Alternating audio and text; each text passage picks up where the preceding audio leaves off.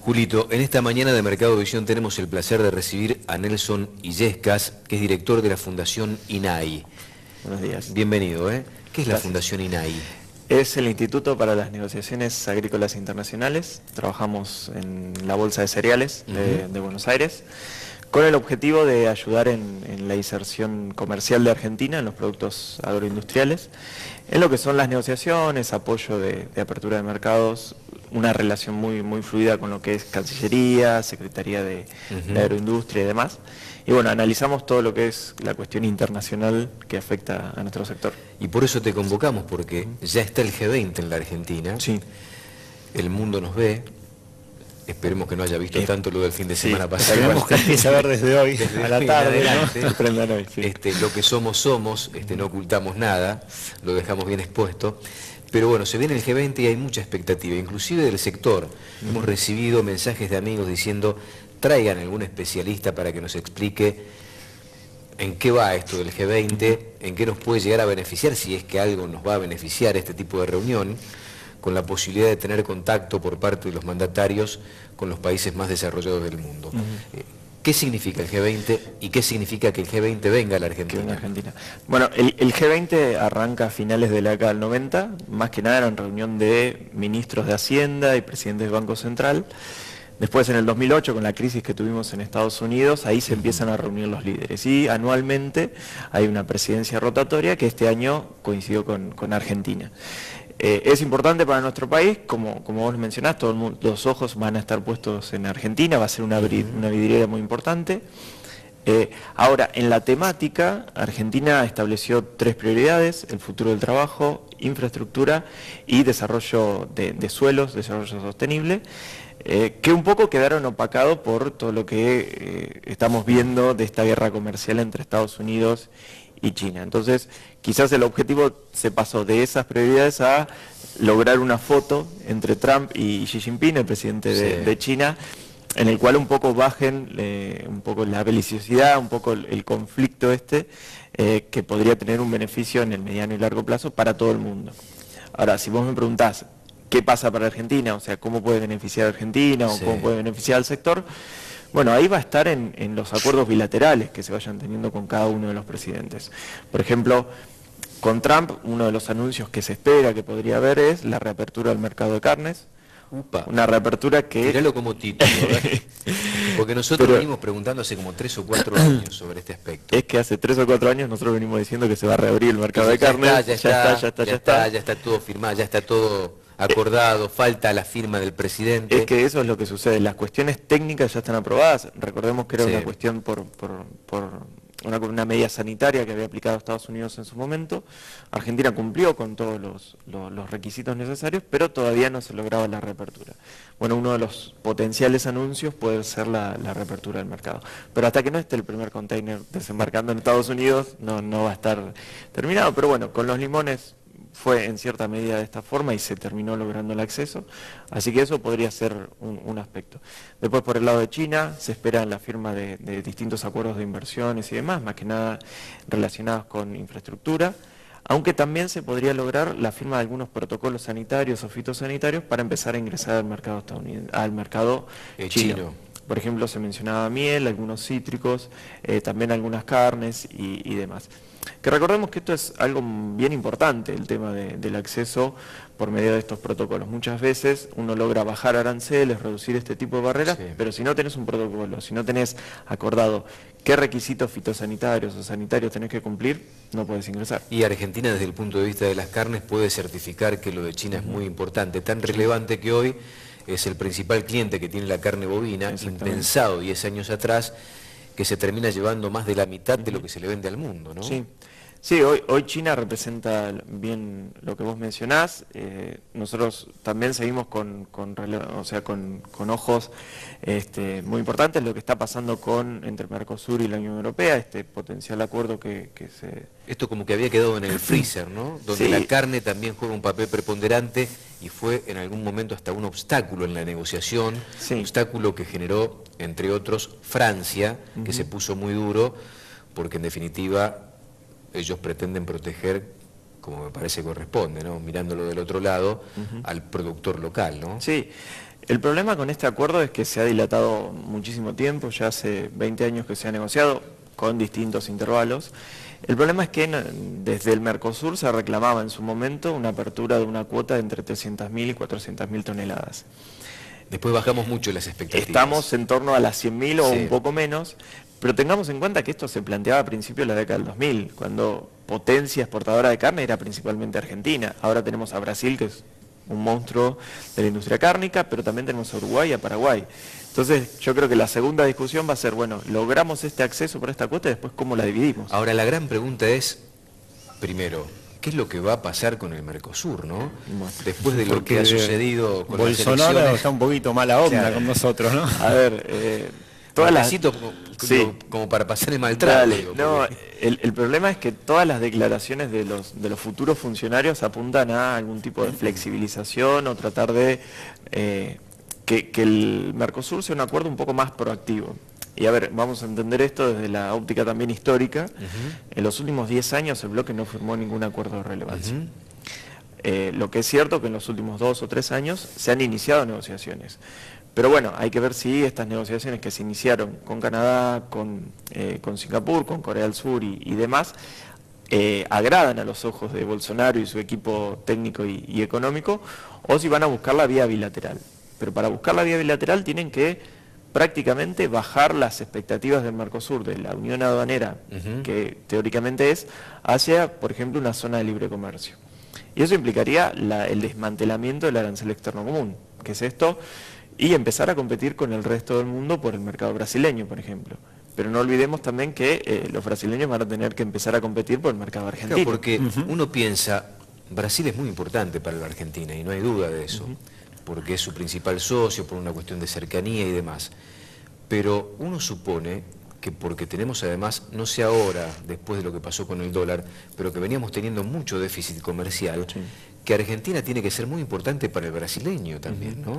Sí, desde la perspectiva del sector agroindustrial todavía tenemos superávit comercial, explicado en gran medida por el trigo, pero si uno analiza el todo de la relación, vemos cómo en el sector industrial principalmente salimos perdiendo, tenemos un déficit importante, principalmente el sector automotriz, o sea, tenemos grandes importaciones de automóviles desde Brasil, para lo cual somos su principal mercado.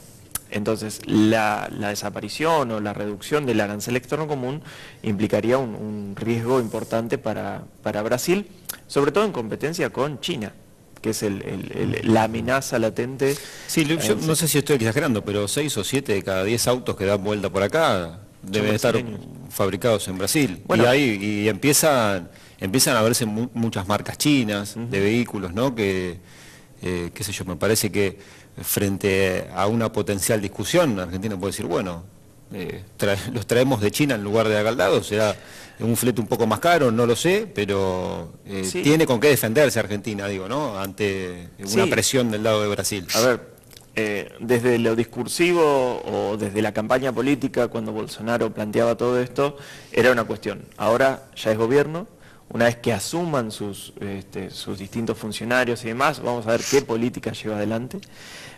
Siendo realista, el Mercosur no está funcionando como debería, eso es una realidad, porque no se puede coordinar macroeconómicamente, no se pueden coordinar políticas sanitarias, fitosanitarias, cada uno de los países tiene una política distinta. Y esto es muy complejo para llevar adelante una negociación con otros países. Negociaciones que necesitamos porque los 4 países somos excedentarios en productos agroindustriales, sí.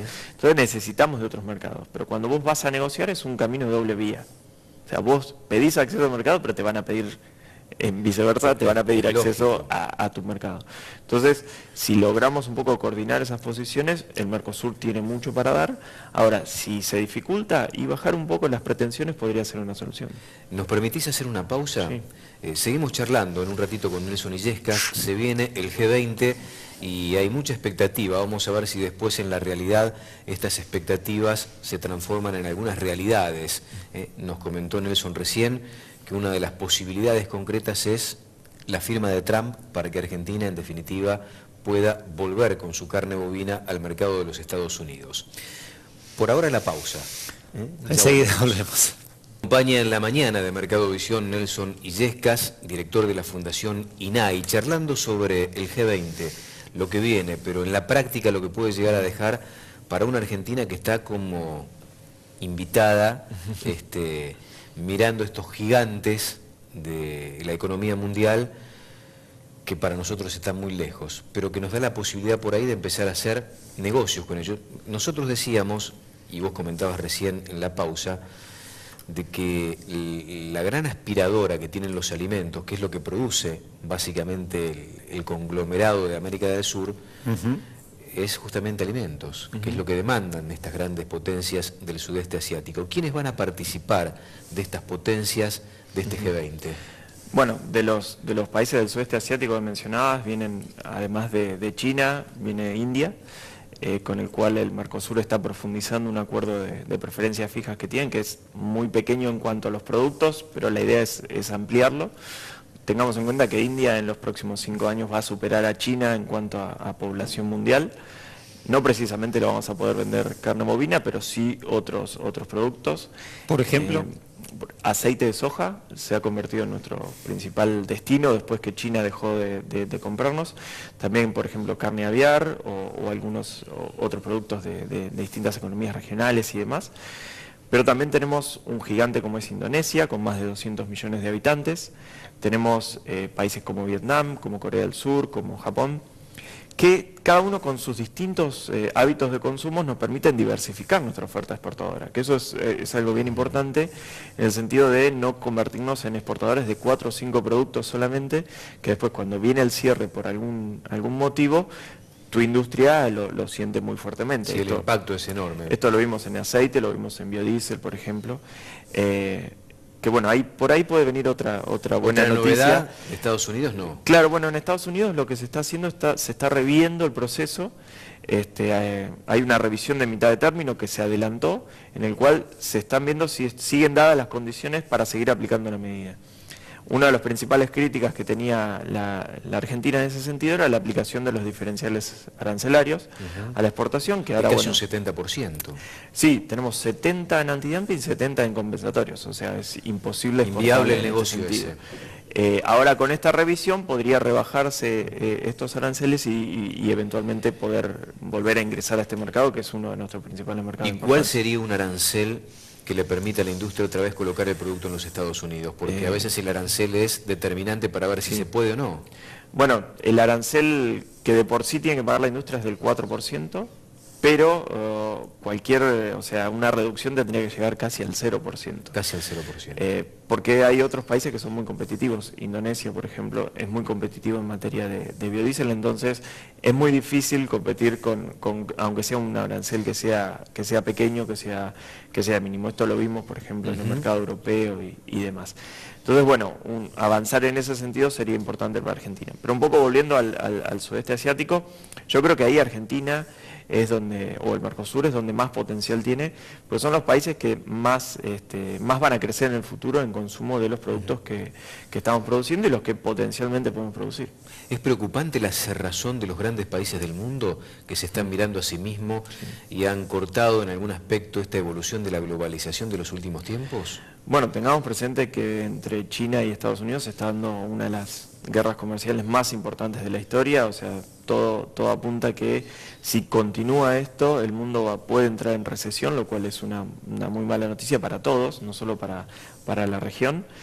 También para la Argentina, digo, porque algunos miran esta pelea entre China y Estados Unidos como una oportunidad para Argentina y para Brasil, sobre todo.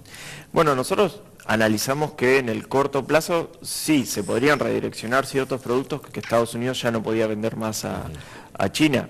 El caso más importante fue el caso de la soja. Cuando China le cierra el mercado a Estados Unidos, empieza a mirar a América del Sur y empieza a comprarle a Brasil y a China y a Argentina, perdón. Lo que sucede es que nosotros producimos a contraestación con Estados Unidos.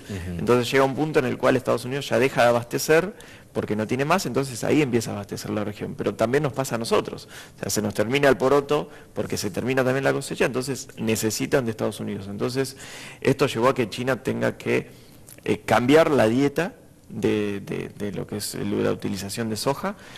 tengamos en cuenta que usan la soja más que nada para alimentar sus cerdos, sus aves y demás. Entonces, hubo un rebalanceo de esa dieta para tratar de subsistir sin la soja estadounidense, que es muy importante. Entonces, nosotros por ese lado decimos, sí, es una oportunidad, pero ojo, también te afecta al interno, porque si tenés a China demandando más poroto de soja, hay una competencia con lo que es el crushing, que ahora ya no tiene más el diferencial de arancelario, el derecho de exportación, que es para ponerlo sobre la mesa y negociar con los productores. Entonces se empieza a primarizar un poco la exportación de poroto de soja, o incluso se da lo loco, por así decirlo, es que empezamos a importar poroto de Estados Unidos para industrializar y mandar harina o aceite, y nuestro poroto lo exportamos a China. A China. Entonces se genera ese tipo de cosas que si uno lo analiza es un poco, no tiene demasiada razón de ser. Perdón. Sí, no, iba a ir a una cuestión más, si usted seguís con algo del mercado, metele, porque voy a algo más que tiene que ver con lo que pasó este fin de semana. Y es ya más una opinión personal tuya. Los países que vienen a un evento como este, miran estas cosas, miran que nos tiramos cascotazos, que para ver si, no digo para traer una inversión, pero porque tal vez acá estamos hablando más de que a ver qué productos Argentina puede colocar en un país, pero miran también eso, a ver a quién le estamos comprando cosas. A ver, yo creo que este tipo de protestas y demás se han dado en los principales países del mundo.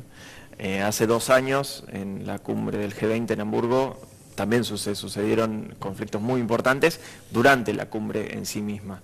Eso no obstó a que Alemania siga siendo considerada como una de las principales potencias del mundo. Hace 20 años en Seattle también hubo un conflicto muy importante cuando se estaba lanzando la ronda del milenio de OMC. O sea, estos conflictos se van a ver, esperemos que no, porque obviamente no queremos que sea la imagen que quede para el resto del mundo. Pero bueno, me parece a mí que si bien dañan la imagen del país anfitrión, se espera que las condiciones de seguridad que se plantean para el evento sean mucho más altas que para lo que fue el partido de fútbol, que bueno, claramente no nos dejó demasiado, con un sabor amargo en la boca, sobre todo para los hinchas de Boca, que estamos esperando que se resuelva de alguna forma esto, pero por favor que se juegue y ganarlo en la cancha, obviamente.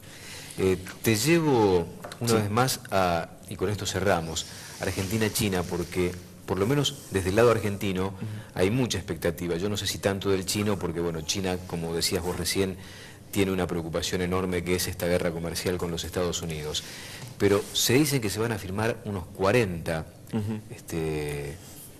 convenios con este gigante asiático. ¿Sabés cuáles son los más importantes desde el punto de vista de infraestructura? Digo, porque si Argentina tiene un debe histórico, por lo menos en las últimas décadas, es la infraestructura. Sí. Bueno, concretamente no sé, todavía no se han dado a conocer cuáles van a ser las obras y demás. Sí es cierto que China quiere avanzar en la construcción de centrales nucleares, por ejemplo, que bueno, se había planteado en su momento en Río Negro, pero después no se permitió. Lo mismo las centrales hidroeléctricas en la Patagonia. Esos son la Néstor Kirchner y la Zeppelin. Exactamente, esas dos que bueno, se frenaron y China quiere avanzar en la firma de esas o en la construcción de esas represas y demás, pero también hay que tener en cuenta que la iniciativa de China, por lo que es la región, también pasa por abastecerse de productos al futuro. Quiere también invertir en infraestructura, en puertos, en rutas y demás, para abastecerse de productos a su región. Esa es una de sus principales estrategias. Lo está haciendo también con Brasil y demás. Pero bueno, por el otro lado tenés a Estados Unidos, que mira no con tan buenos ojos este tipo de cuestiones en las que quiere avanzar China. Entonces también viene Estados Unidos a ofrecerte por el otro lado. Así que, por un lado, tenemos que balancear este tipo de acuerdos y medidas y demás, pero por el otro lado debemos aprovechar esta oportunidad para avanzar en acuerdos, para firmar distintos convenios que nos permitan crecer y desarrollarnos como país en distintos sectores que lo estamos necesitando. Impecable, Nelson, gracias por compartir este momento con nosotros. Un placer. Nelson Illescas charlando con nosotros en esta mañana de Mercado Visión, Julito. Pausa breve, ahora estamos hasta las 10, no nos abandonen, vamos a renovar el mate y vamos a seguir compartiendo por Canal Truna. Enseguida volvemos.